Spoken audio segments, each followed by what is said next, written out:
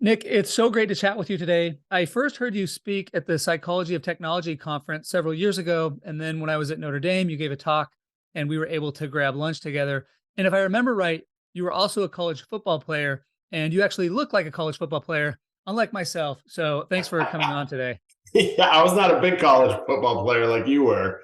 I was a small college football player, but was a big guy playing small college football. Yeah, I don't know what interesting whether I would choose to be a prototypical player at a smaller school or a smaller person at a bigger school. Regardless, you've had an incredible career as a professor, both at Chicago and Harvard.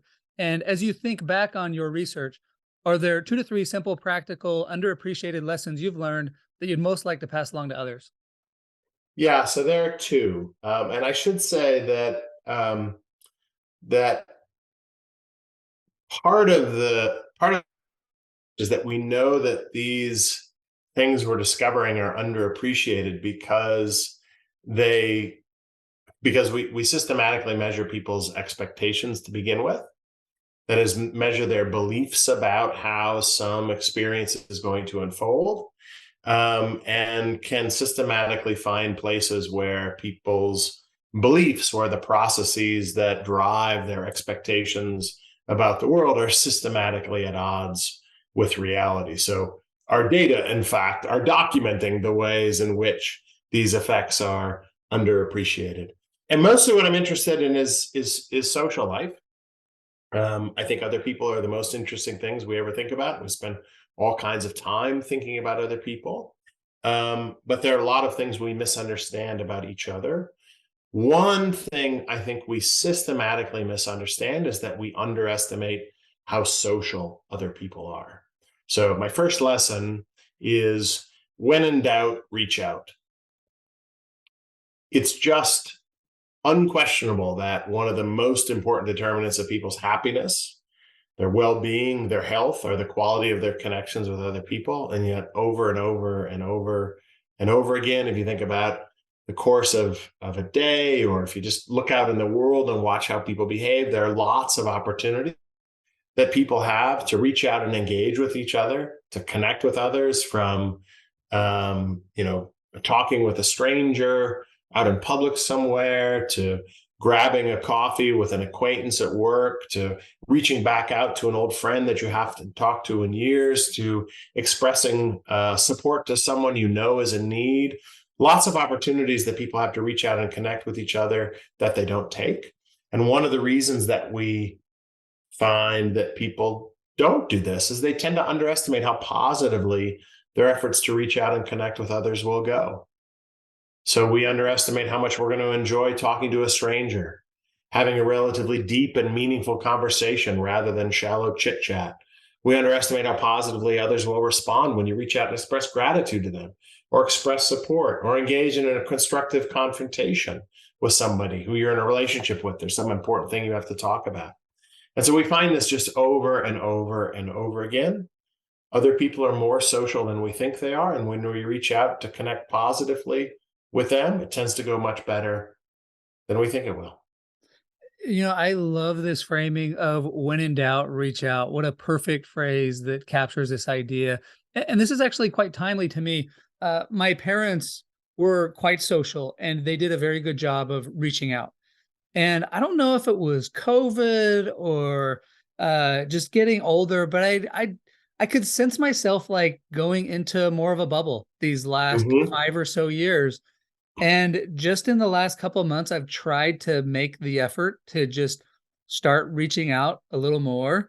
Mm-hmm. And I can say, like, I was one of those people that was underestimating, how much it would impact me. And I also love this idea that when people are making mispredictions, that is evidence of the underestimation of, Yes. this Yeah. underappreciated phenomena. So, like, talk about a perfect topic for this podcast.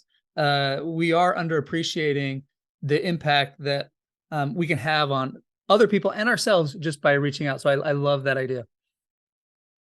Yeah, I had a conversation yesterday with someone named Phil Andrew. I'm say As I mentioned while we were warming up for this podcast, that I'm in the midst of writing a book. And one of the things that I spend a lot of time doing now is talking to people who spend a lot of time talking to people.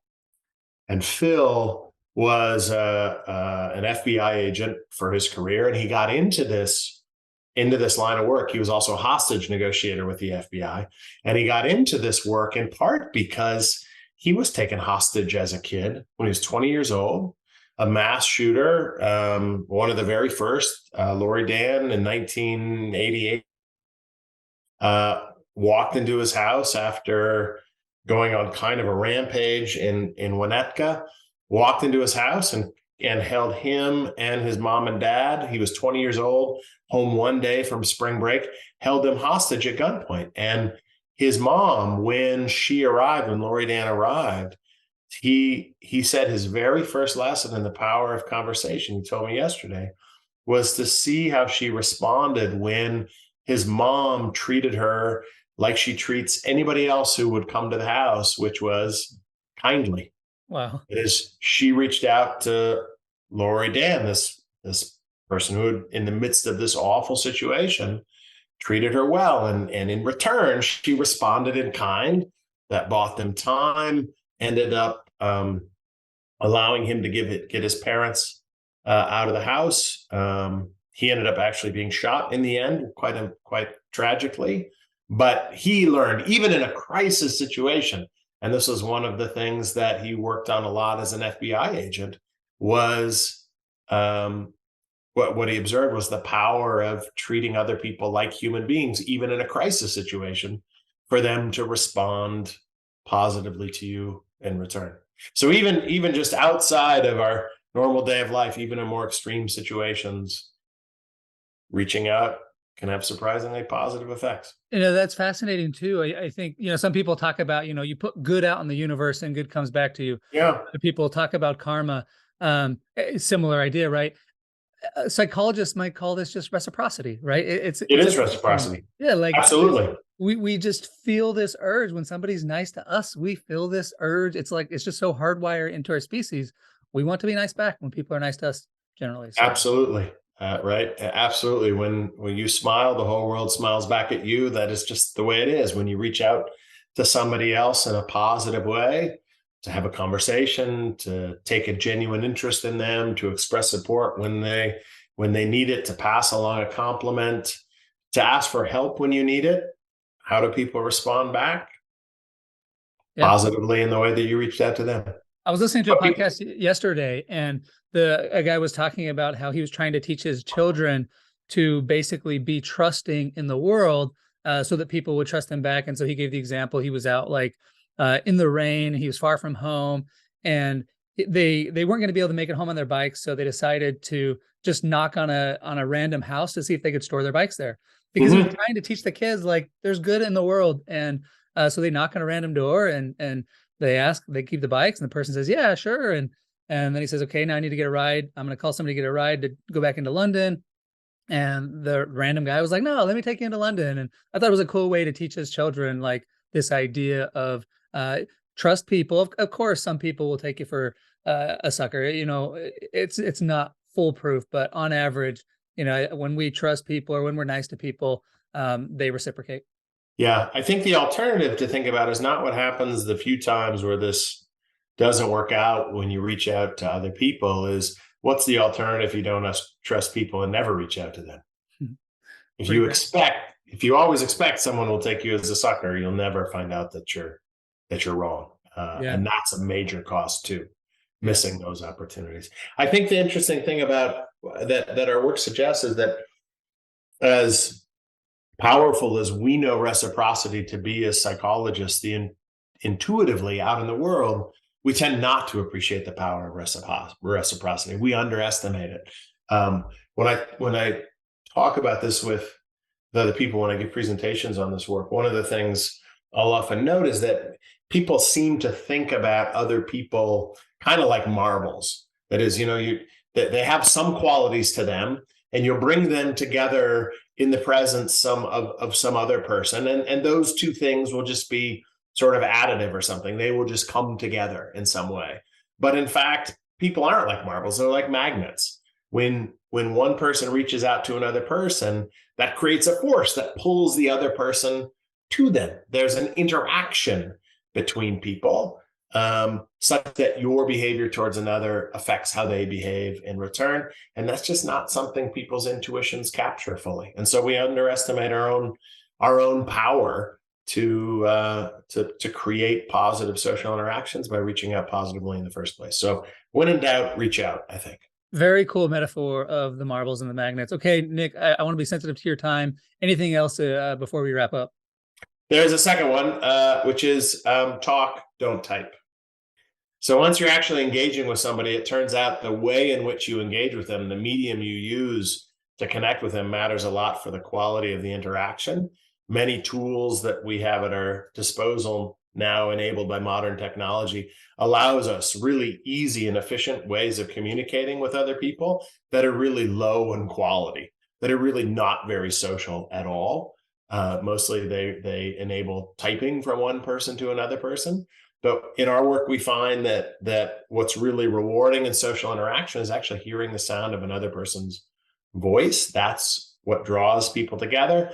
And it also reveals our minds more clearly to another person. So we sound smarter and more reasonable, more rational, more emotional when we talk to another person. We sound more mindful than when we just type to them. So when you're actually going to interact with somebody, choose a medium that's actually a meaningful way to interact with another person. It's hard to get any closer to another person's mind than your voice, so I suggest using it. Yeah, talk, don't type. I love this as well. Just let's see, 45 minutes before this call, I reached out to one of my best friends, my best friend all through childhood. And we found out a couple weeks ago that he found out that he had cancer. Oh dear. So I called him, we had a great conversation a week ago, and then he was going to the oncologist today to find out, what stage it was and to figure out a plan. And I heard that it was stage 1 and the prognosis is good and he'll have surgery soon. And in some, the prognosis was good. And I thought, well, it's probably been a busy day for him. He's probably had a lot of people talking to him. So I just sent him a quick text and, like, awesome news. So happy to hear about the prognosis. And he called me and we had a great 5-minute conversation. Yeah. And I didn't want to impose on him. But I'm so glad that he called and we had a really nice, meaningful, emotional conversation that you don't get through text. So this is another thing I will try to keep applying. And I love the mantra, talk, don't type. So your comment about not wanting to impose is another, it goes back to my first point. When you reach out to others in a positive way, it's typically not interpreted as an imposition, right? Think about how you feel when, a good buddy of yours calls you up on the phone to talk. You feel great, right? You feel great. Somehow we don't appreciate that that's how others respond to us when we reach out to them in that way. So yeah, I mean, that kills me. Like you share this lesson. It just shows like how slow I am and how slow we are as humans. Sometimes we're like, am I gonna feel like I'm being imposed on if my best friend calls me to check on me? Like, yeah, right. Not. Yeah, of course not. What are you, an idiot? No, you're not going to feel that way. And yet we all do feel, oh, wait a minute. No, I don't want to be impolite. Person's probably busy. No, they'll be thrilled to hear from you. So when in doubt, reach out and talk, don't type. That's Nick, these are awesome lessons. I am just going to keep trying to apply them. I love the catchphrase as well because they're more memorable, they're more sticky. I'm going to pass these lessons along to my kids and my students. And again, just want to thank you so much for coming on today. It's been so great to chat with you. Absolutely, Nate. Thanks for having me. Keep up the good work.